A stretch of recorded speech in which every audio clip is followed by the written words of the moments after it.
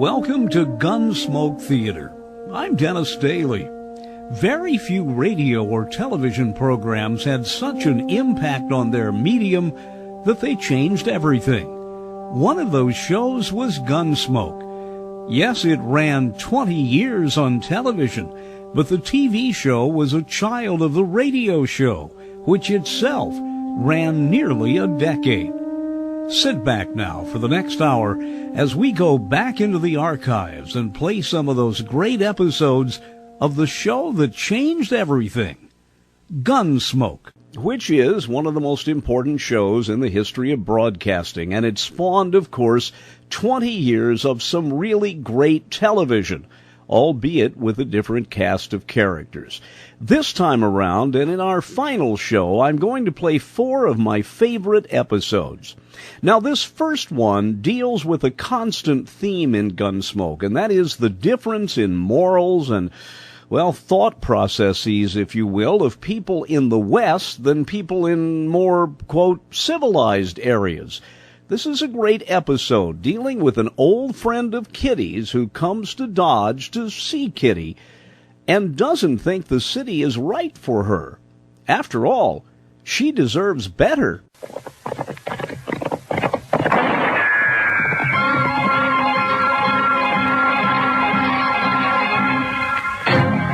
Around Dodge City and in the territory on West, there's just one way to handle the killers and the spoilers, and that's with a U.S. Marshal and the smell of Gunsmoke.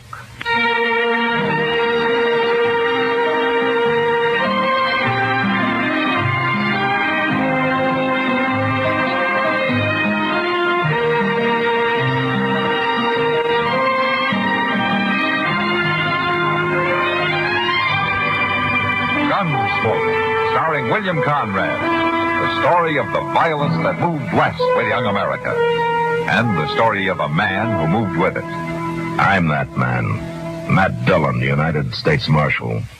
The first man they look for and the last they want to meet. It's a chancy job, and it makes a man watchful and a little lonely.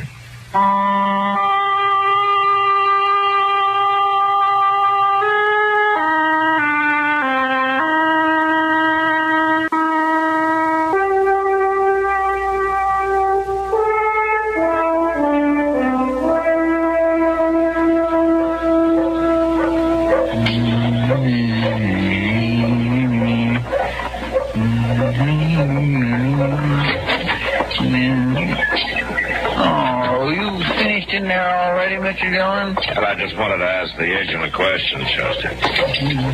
All right, I was sort of hoping it'd be a few minutes longer. Oh, you want me to go back in? Oh, no. Of course not. I was just thinking, though, that it's near the stage time and all, I'd like to stay a little bit and see it come in. Are you expecting somebody? Well, no, it ain't that. Well, what is it then? Well, I just like to see them stages come in, that's all. I get to figuring on all the miles they've come and all the folks that's rode in them and all the things that's happened. You know, Mr. Dunn, it kind of stirs a man up. Hang on to yourself, Chester, because here it comes. Oh, sure enough. Oh, ain't that a pretty sight? Oh. Well, I've seen prettier, but we might as well wait around and see who's coming in, huh? Jinkies, I enjoy that. Oh, my.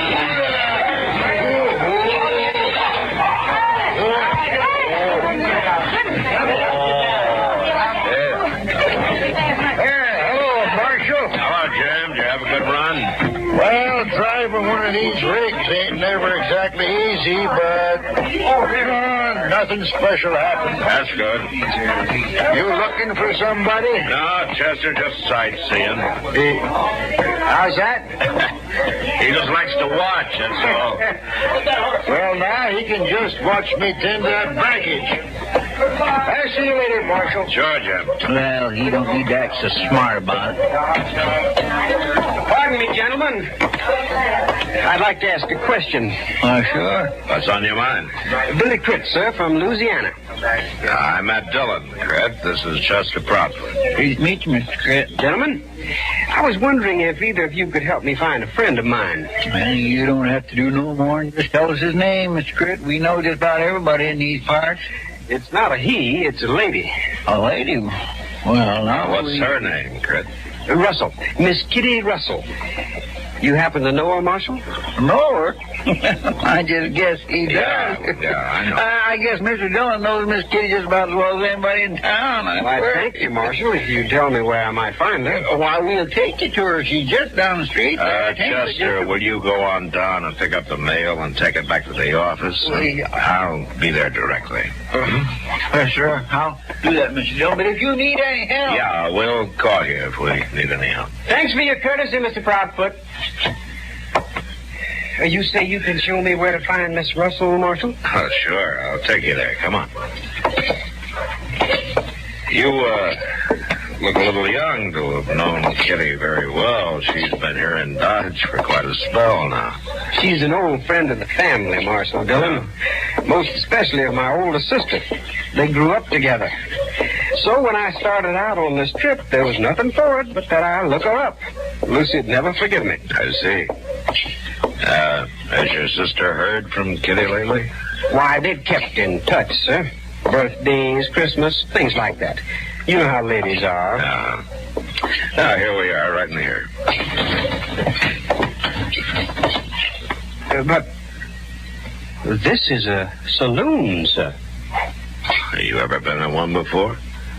Oh, I have no objections for myself, sir, but we're looking for a lady. Oh, come on in, Crit. I think Kitty can speak for herself.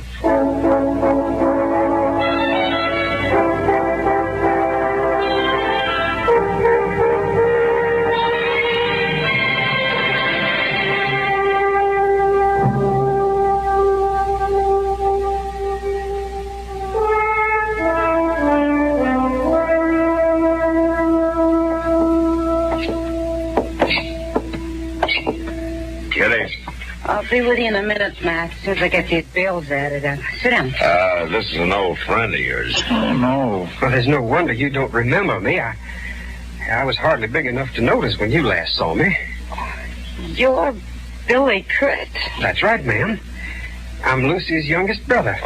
At your service, ma'am. Well, Billy. Well, I remember you. Well, sure I do. Well, I hardly know what to say. Well, I better leave you two old friends to get acquainted. Oh, no, Matt, you must I'll be stay. over at the bar, Kitty. Well, thank you, sir, for your help. That's all right, Crit. I'll see you later. Well, Billy, sit down. Thank you, ma'am. The marshal was very accommodating when I told him you were a friend of the family. Oh, the family. That was all a long time ago, wasn't it, Billy? I reckon it was. I didn't expect to find you in a place like... Well, how's Lucy? She's fine. Enjoying splendid health. And the children? There are 3 of them now, huh? 4, ma'am. Sister Lucy had another little daughter just last month. Oh. But I sure am surprised, ma'am, to find you in a... Say, you've grown tall, Billy. I do believe you favor your father. They say I do. Miss Kitty... That whiskey drummer's about to leave, Kitty, if you want to settle up with him. Oh, yeah, Sam, I do. I'll be right there. You'll have to excuse me, Billy. There's some business I have to take care of. Why, that's all right, ma'am. But, I wonder... Yeah, Billy? I wonder if you'd do me the honor of taking supper with me tonight at some suitable place? Well, all right, Billy. Sure, that'll be nice. You come back this evening. Kitty? Yes, Sam. I'll call for you, ma'am. All right, Billy.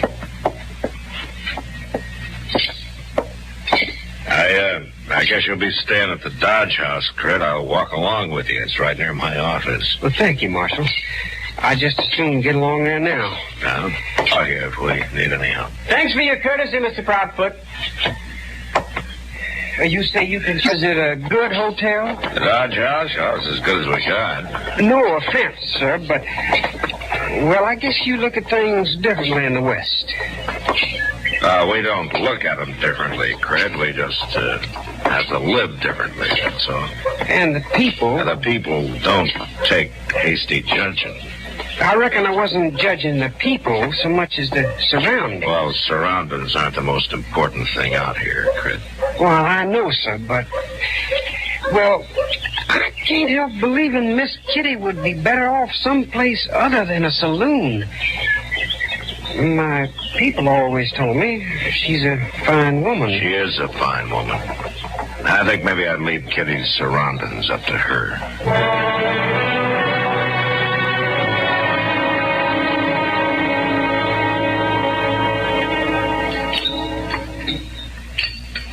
No. Sorry, we haven't a better eating place to show you, Billy. It's all right, Miss Kitty. As Marshall said to me this afternoon, surroundings aren't the most important thing. Matt said that, did he? Yes, ma'am. And I can add that right now, at least, they aren't near as important as the company. Oh, thank you. Nobody's bothered to turn a compliment like that for me in a long time. Miss Kitty, I'd like to ask you something. Go ahead, Billy.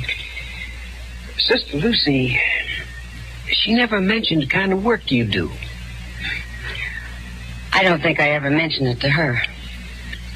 Well, I can't help feeling, ma'am, that you'd be a lot happier if you were situated someplace else. Are you talking about the Long Branch? Yes, ma'am, I am.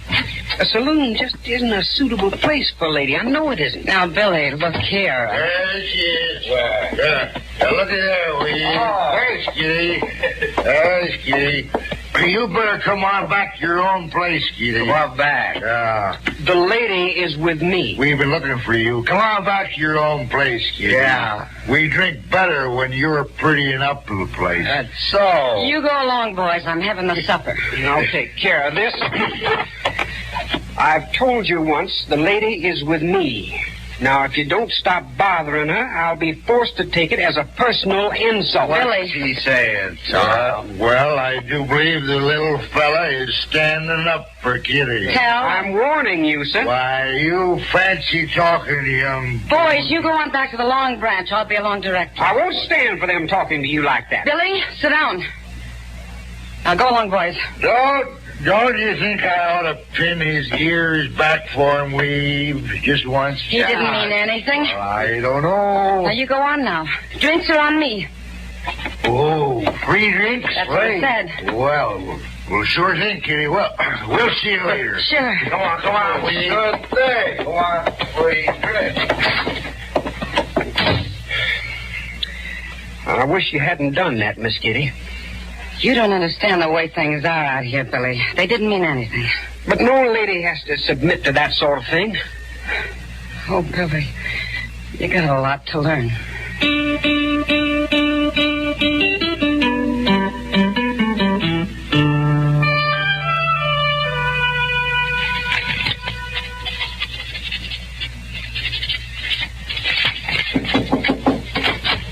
Can I come in, Matt? Huh? Oh, sure, Kitty. Come on in. I got one more paper to sign here, and I'll be right with you.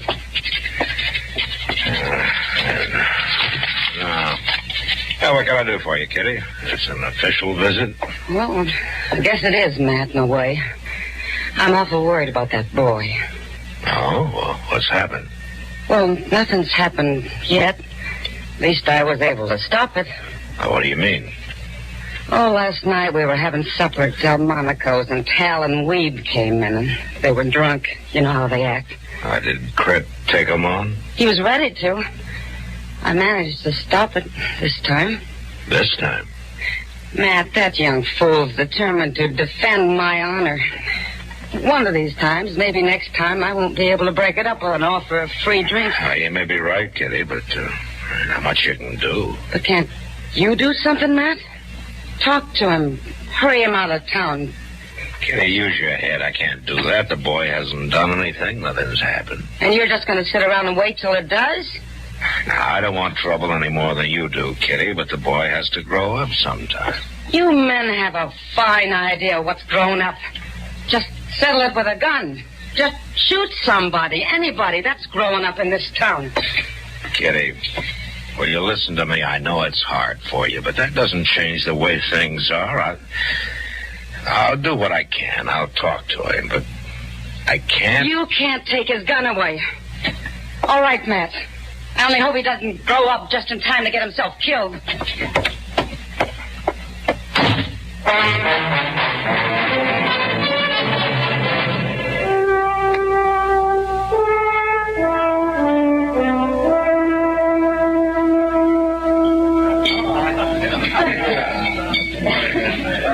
Why, can you, Doc? Miss Kitty read him out something fierce.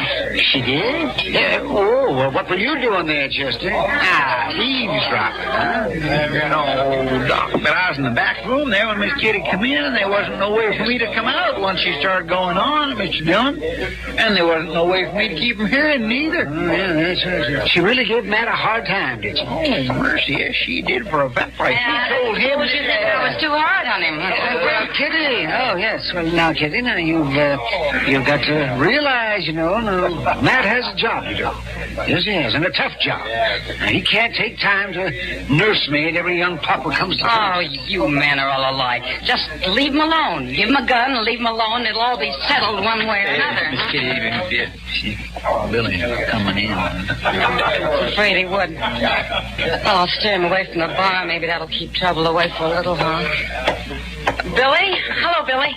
Good afternoon, Miss Kitty. Come on over here and sit down, huh? Thank you. I trust you spent a comfortable night. Oh, yeah, Billy. Yeah, thank you. Miss Kitty, I've come to tell you goodbye. Huh? I've decided to cut short my visit. Oh. Well, Billy, it was nice to see you. Now, you be sure to give Lucy my love, huh? I surely will do that, ma'am. Yeah. Well, when are you leaving? Right away, ma'am.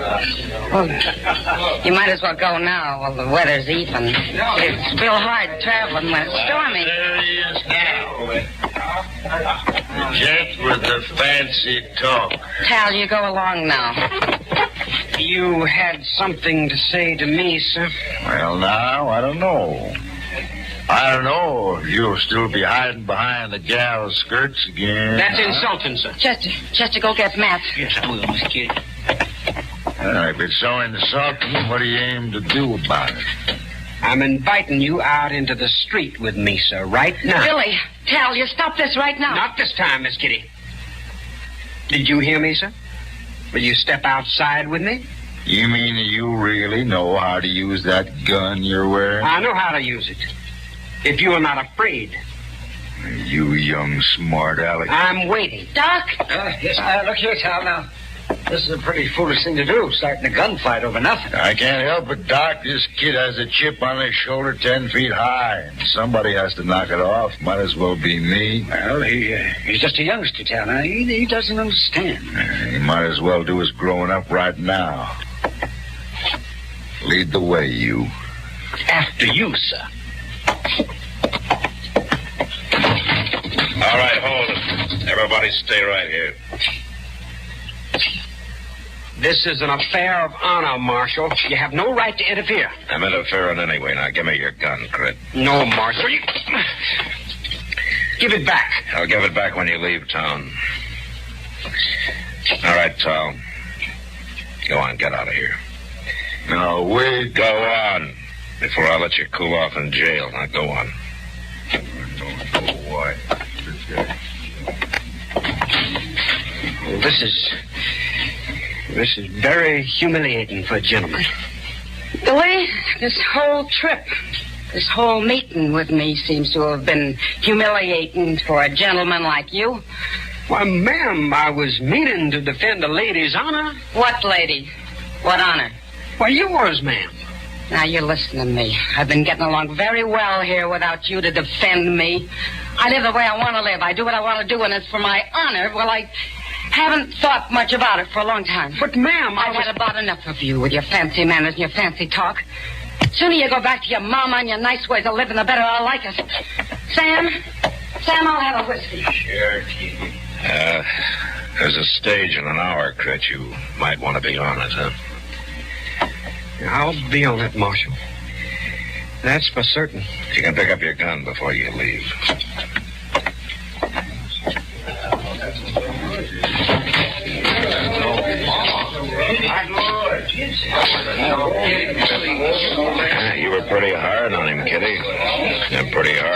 yourself, too. Yeah, I was. It settled it, didn't it? I guess it isn't the first time a woman's had to be hard on herself to keep a man out of trouble. Has he gone? Yeah, he's taking the stage. That's good. Oh, well, Matt. Come on, I'll buy you a drink. Well, you think I'm grown up enough? Guess I'm gonna have to let you decide that.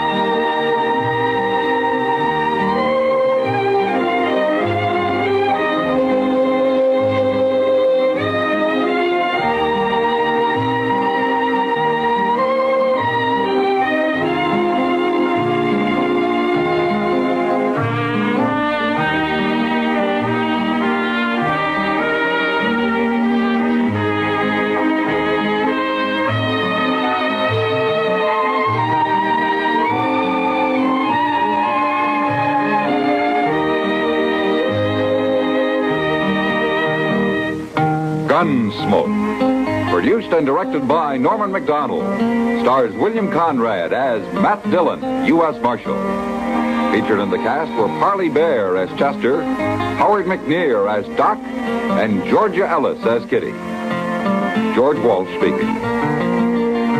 Join us again next week for another specially transcribed story on GUNSMOKE. This is the United States Armed Forces Radio and Television Service.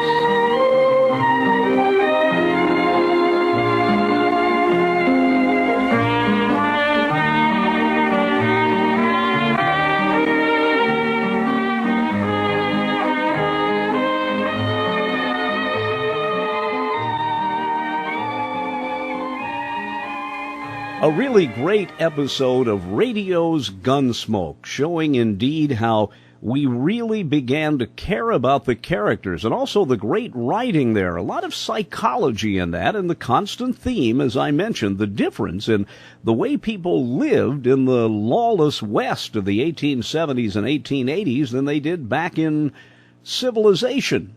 I think one of the greatest fears anybody must have would be to think that they are a marked person. There's a contract out on them. But what if you're a lawman?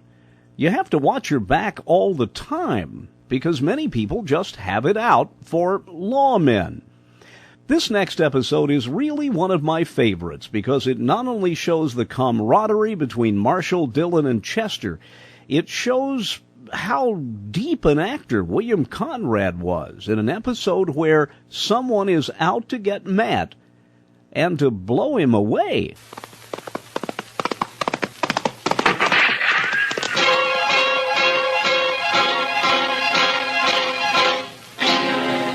Around Dodge City and in the territory on West, there's just one way to handle the killers and the spoilers, and that's with a U.S. Marshal and the smell of gun smoke.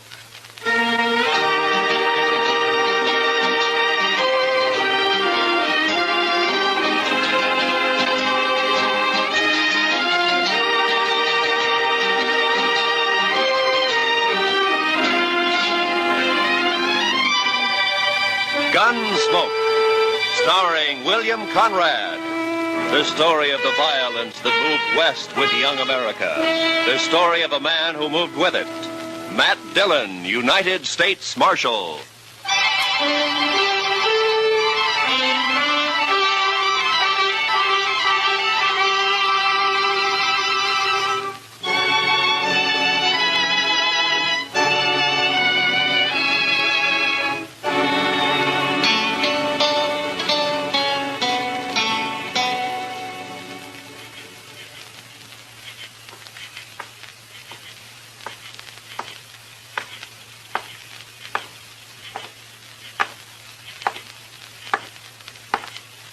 Hey. Over here.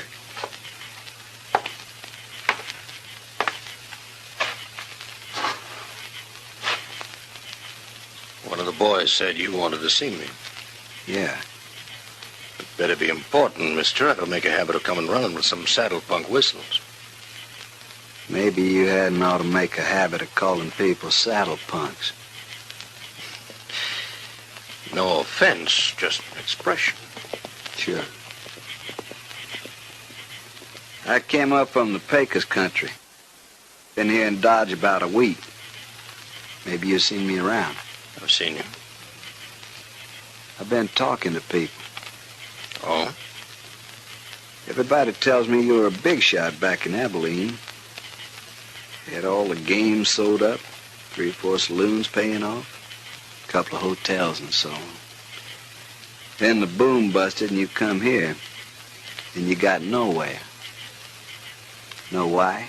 You're talking, you tell me why. Dillon. Fella named Matt Dillon, a U.S. Marshal. You tried to scare him and he wouldn't scare. Tried to buy him and wouldn't buy. Tried breaking him, wouldn't break. So? Be worth $5,000 to you if I kill him?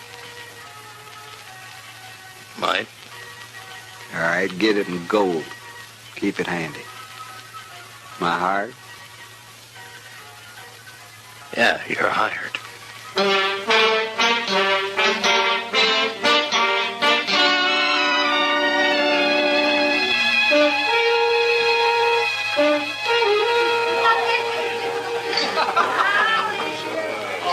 Chester, I know you've been sick and you've still got a cold, but is there anything else wrong?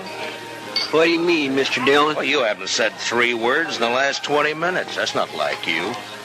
Well, Mr. Dillon, did you ever get a funny feeling somebody was keeping an eye on you? Well, yeah, but... Well, I got one right now. Chester, I think you got a touch of the heebie-jeebies. Maybe, but I tell you, I know there's Well, as far as I can see, there's nobody in the whole place even paying any attention to us. Somebody is. I had the same feeling the day the Butler brothers come back from Santa Fe. Yeah? I didn't even know they was in town, but I knew somebody was getting ready to call us. And about 6 that evening, they made their play, remember? Yeah, I remember. I was one of the pallbearers the next day. Well, it's the same thing now. There's gonna be trouble, Mr. Dillon. You can bet on it. I think you got the wind up over nothing, Chester. Why, the town's never been quieter. Jail's been empty for 2 weeks. Only new faces around is that bunch of trail drivers that came up from the Pecos. They're all strangers. None of them got any reason to hold a grudge. Oh, there you be.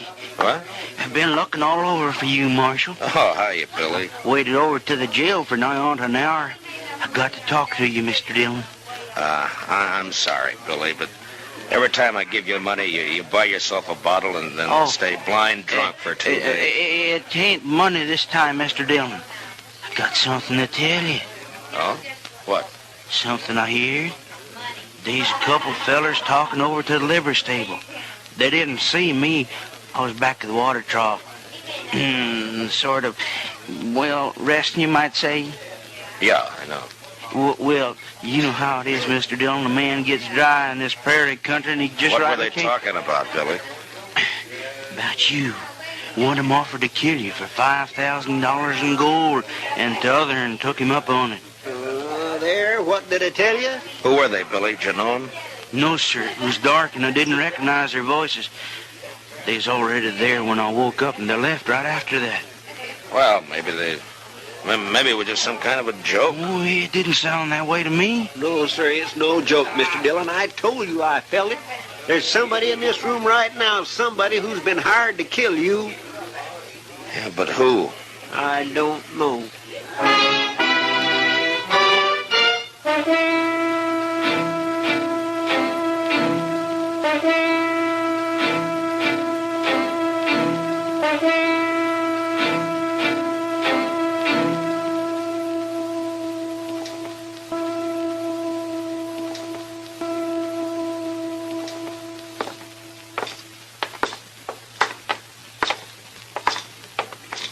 Can you figure who'd want to do such a thing, Mr. Dillon?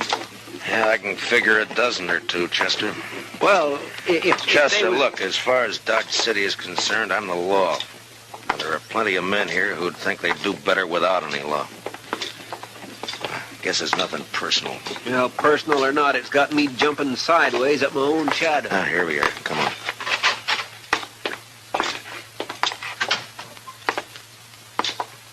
Well, good morning, Marshal.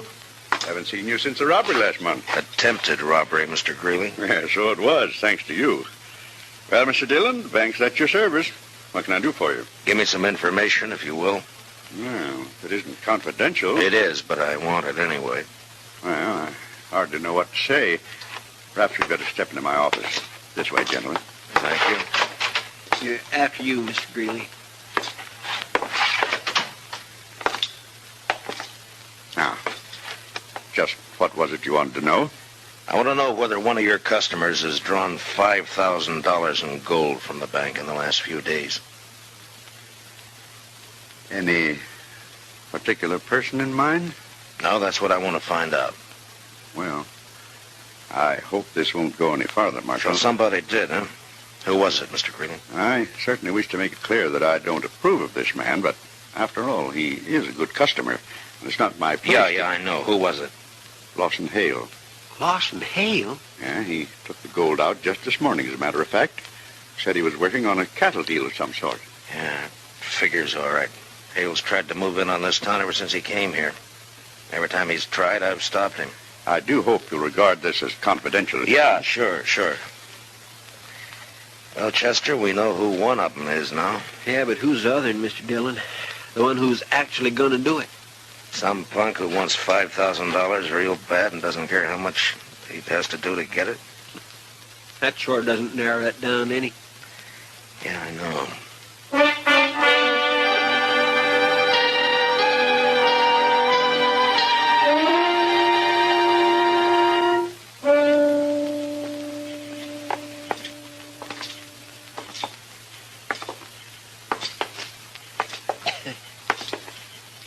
Sure quiet tonight, Mr. Dillon. Yeah? Not many people out. No, not many. The moon is throwing quite a bit of light. Yeah, I guess it is.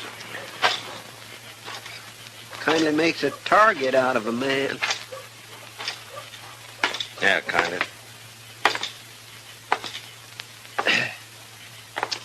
If somebody was out to shoot somebody, this would sure be a good night for somebody to do it. I suppose so. Mr. Dillon. Hmm? Do you mind if I make a comment?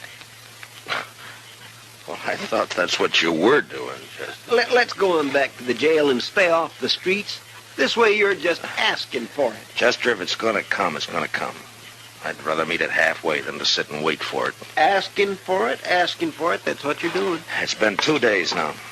It gets on your nerves. When you go out to bring a man in, you know you may have trouble and you're ready for it. But this way, and not knowing who or when or where or... Yes, sir, well, I understand, Mr. Dillon. It kindly bothers a man. Yeah. Let's walk down the Texas Trail.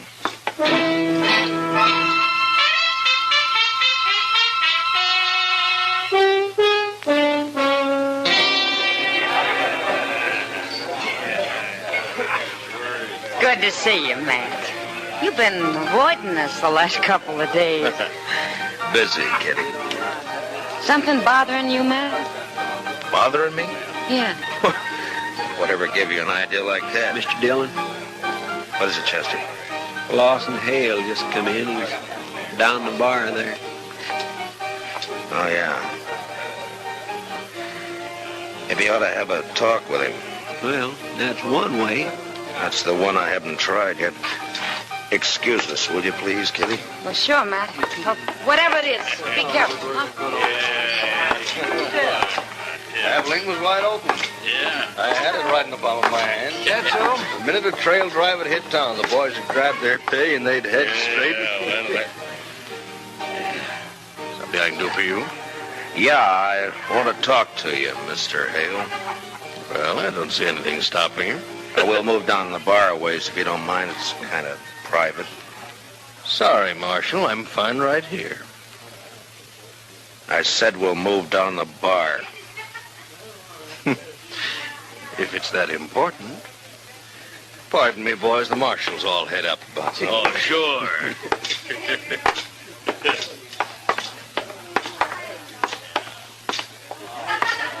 Far enough? Yeah, this is far enough. Lawson, I understand you've hired yourself a gunman. Sent him out to get me. Offered him $5,000 in gold. I don't know what you're talking about, Dillon. Wouldn't care to tell me his name? No, I don't think so. You see, I don't know anything about it. What's he waiting for? He's had 2 days now, and he hasn't made a move. Like I said, Dillon. Why don't you do the job, Hale? You're wearing a gun. Maybe save yourself some money. I've got no quarrel with you. You mean you're yellow? Scared to call your own play? I said You're a weaseling, no-good coward, Hale. I'll let it ride for the time being. Yeah, I thought you would.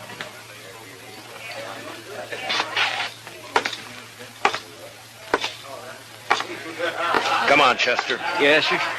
Let's go get some fresh air.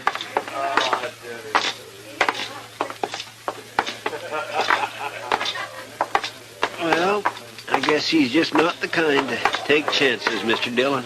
And not when he's got a hired killer out prowling somewhere. Chester, I'm going to run him out of Dodge if it's the last thing I ever do. Dodge can stand it. If I only knew who he'd hired, then I could force the play myself. This blasted business of having to leave it up to the other man. Waiting. You know. Over there by the stable. Yeah, I saw the flash. Maybe you got him, Mr. Dillon. I don't know. Let's move in and find out. Yes, sir. Watch yourself, Chester. You may be playing possum. Yes, sir. The flash was right here by the corner. Yeah.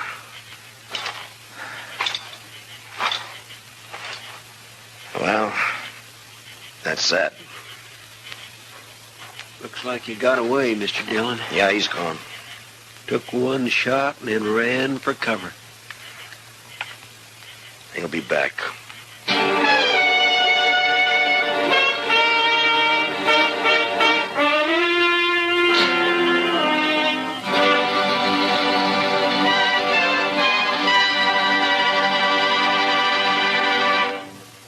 We will return for the second act of Gunsmoke in just a moment. But first, every Sunday afternoon, Robert Trout with the World News brings you up to the minute on CBS Radio.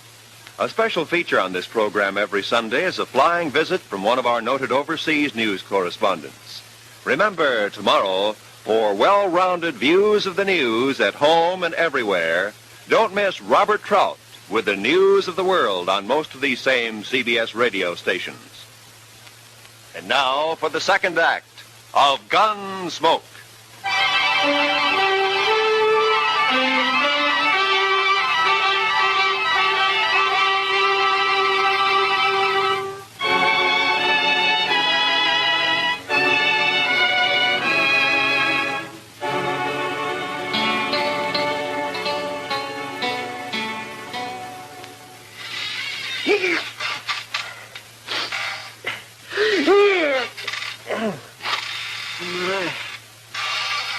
Goodness, my cold sure no better tonight, Mr. Dillon.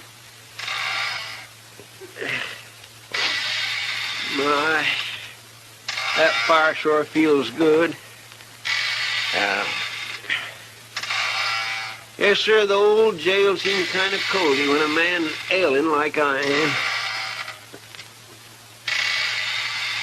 Anyway, it's sure a lot better than prowling those streets waiting for somebody to put a bullet in the back of your neck. Chester, will you stop squeaking the chair? Well, sorry, Mr. Dillon. Yell at me like that, turn you on feeling.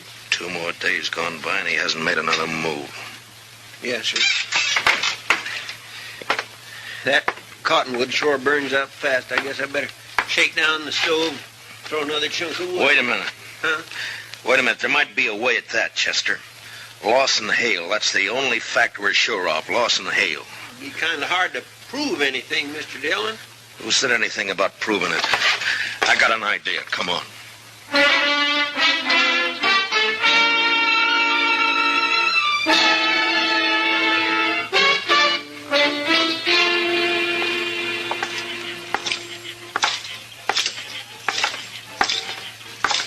Which one will we try first, Mr. Dillon? The Texas Trail, I guess. He'll either be there or at the Longhorn. All right, Mr. Dillon. What you gonna do? I'm gonna arrest him, since he won't fight. You saw him back down the other night. Yes, but you got no evidence. Mr. Dillon, you can't make it stick. I don't intend to, Chester. Well, then I don't see what I can do is scare him. And if I figure him right, I think he's gonna scare easy. Maybe so, but all the same. Look. Look, there he is, Chester. Just came out of the Longhorn. A couple of fellows with him, Mr. Dillon.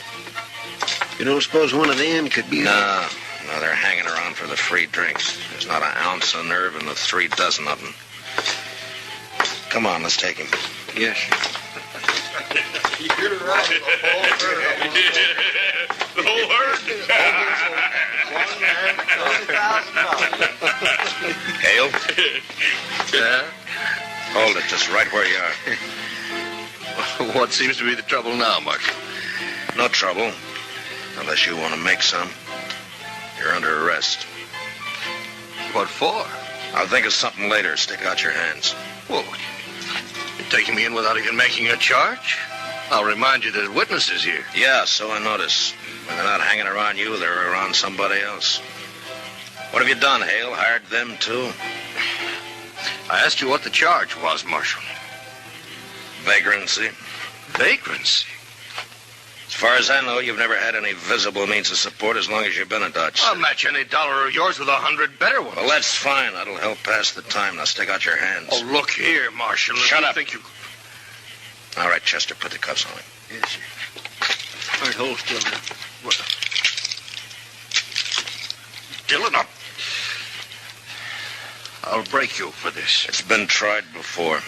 All right, boys, break it up. The party's over. You've had your last free drink out of this pump. All right, you, let's go to jail.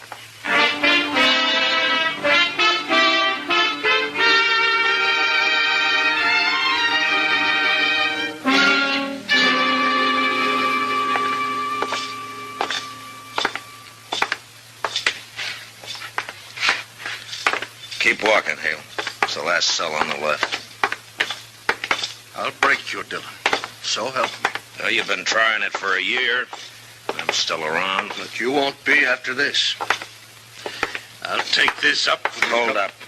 Wait till Chester gets the door unlocked. Haven't used this cell for so long, I've almost forgot which piece of... There we are. Vagrancy. I'm living in the best room in the commercial house. Inside, Hale. Now go on, move. No. Now stick your hands up. You won't need those cuffs in here. All right. Make yourself at home. Shut the door, Chester. Yes, sir. Dillon, you've got nothing to hold me on. I'll be out of here by tomorrow noon. Oh, I doubt that. In fact, there's a pretty good chance you'll never get out of that cell. Not alive, at least. What are you talking about? According to the law, I've got a right. The law, huh? You've broken it every chance you've got. Tried to break the men who serve it, like you've tried to do with me, for instance.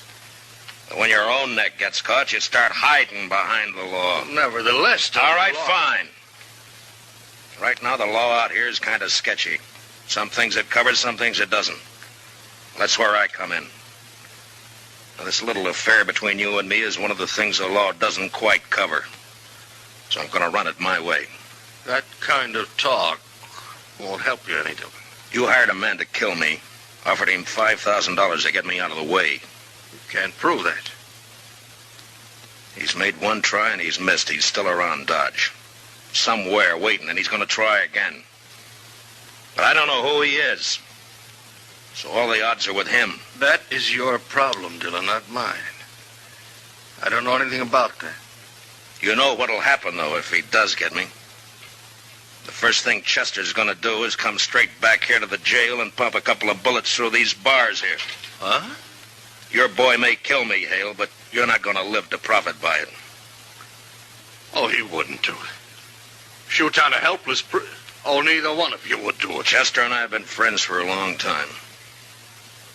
Why don't you ask him whether he'd do it or not? No question about it, Mr. Dillon. Of course I'd do it. Oh, no, you wouldn't. Well, you hired somebody to shoot Mr. Dillon in the back. I don't see where you got any kick coming. Well, there's your answer, Mr. Hale. That's why I arrested you. Come on, Chester. Let's go look the town over. No, it's tonight that he's going. Who's gonna do what? I don't know, Marshal. I don't know anything about it. No, that's too bad. If I knew his name, I'd have a lot better chance, you know. So would you. Well, we'll see you later, Hale. Or anyway, Chester will. No, Dillon, you can't do it. Don't go out. He'll get you short. Dillon, no, wait. I'll tell you his name. All right. He's a trail driver. He came up from the Pecos last week. I doubt if you know him. His name is Ed Granger. Ed Granger? Yeah, I've seen him around the bars. Dark-haired, surly-looking, scar across his cheek. That's him. Of course, I'll deny all of this in court, you understand? Yeah, sure, I understand. Come on, Chester, let's go get him.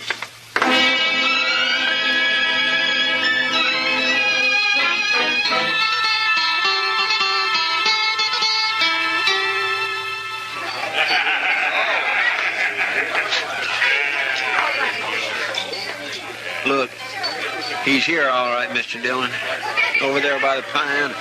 Yeah, looks like he's by himself. What you gonna do? Arrest him? Well, there's no evidence, Chester. The only way I see is to make it personal. Let's go. Yes, sir. Now, I want you to stay out of it, Chester. Just cover me, that's all. Whatever you say, Mr. Dillon.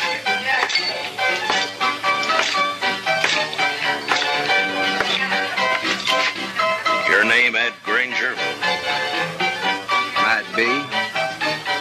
What about it? You know who I am, don't you? Judging by the star, I reckon you're a U.S. Marshal. You ought to do better than that. After all, I'm worth $5,000 to you. Yes, sure. Who says so? Lawson Hale. What? Your memory's getting better, huh? I don't know what you're talking about, Marshal. Sure you do. That deal you made with Hale. He told me all about it after I threw him in jail and persuaded him a little bit. I told you, I don't know anything. You're wearing a gun there, Granger. Why don't you draw it and go for $5,000? Take a chance. This fella you're talking about's in jail. I reckon he wouldn't have anybody working for him now, would he? You tell me. I got no reason to draw on you, Marshal. Not unless my back's turned up. I think you're as yellow as Hale is. This won't do you any good. I ain't drawing. You tried to kill me night before last, Granger.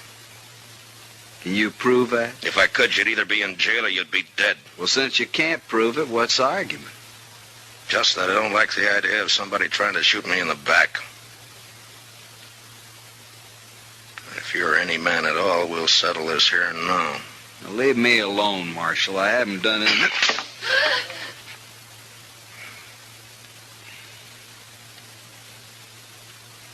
Now, you still figure you got no reason to draw on me? No reason. I ain't drawing. You got 10 minutes to get out of town. And when you're out, stay out. Don't come back now or ever, you understand? Yes, sir. You can start right now.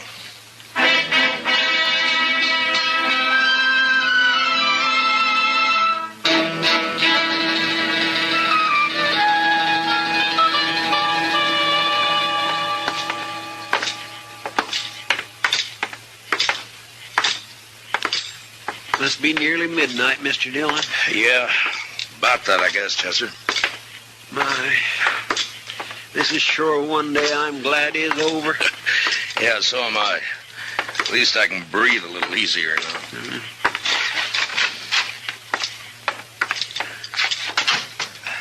I think I'll get this fire built up a little bit, Mr. Dillon. No, leave it, Chester. Let's go take care of our prisoner first. Hey, we still haven't got any evidence. What are we going to do about him? Same as with Granger. Turn him loose and run him out of town. We should have done it months ago. You got the keys? Yes, sir. Right here, Mr. Dillon?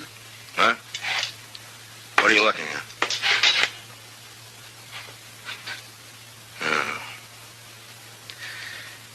Granger must have stopped by here on his way out of town. He must have got Hale over at the window for a talk and then grabbed him and cut his throat right there. Yeah. Figured Hale had sold him out, I guess. Got a bulletin on the wire, Chester. Wanted for murder, Ed Granger. All right, sir, Mr. Dillon. I guess Hale got pretty much what he bargained for. He hired himself a killer in order to kill him. He got it.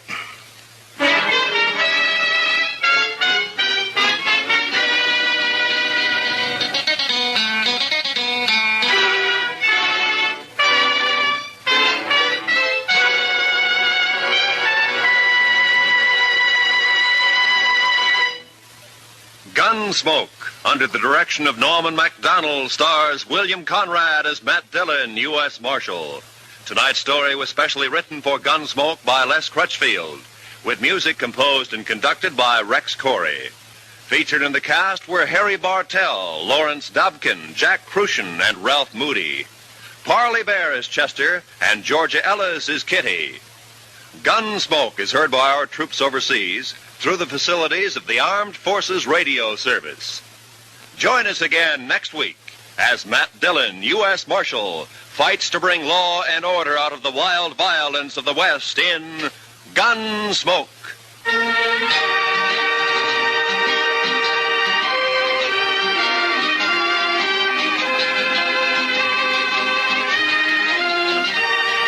Like Old Man River, the comedy just keeps rolling along every Sunday night when CBS Radio presents Amos and Andy. Tomorrow night, over most of these same CBS radio stations, the Kingfish is sure to be up to his usual monkey business. And it's sure to make a monkey out of gullible Andy Brown. Listen for yourself. Don't let one single minute of the fun get away. This is Roy Rowan speaking. And remember, Edgar Bergen and Charlie McCarthy open fire on your funny bone every Sunday night on the CBS Radio Network.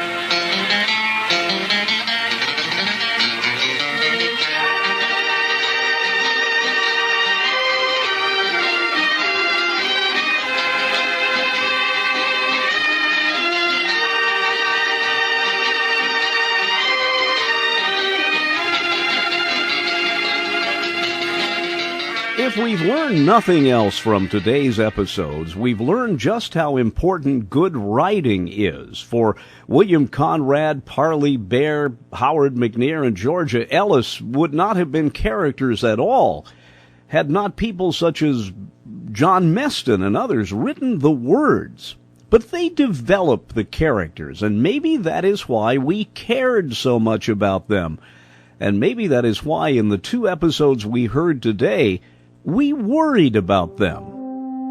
And that's it for this time around. I'm Dennis Daly. Thanks for joining me on Gunsmoke Theater as we go back into the archives to play more of the episodes of the radio show that changed everything for the better. Gunsmoke, right here on YouTube.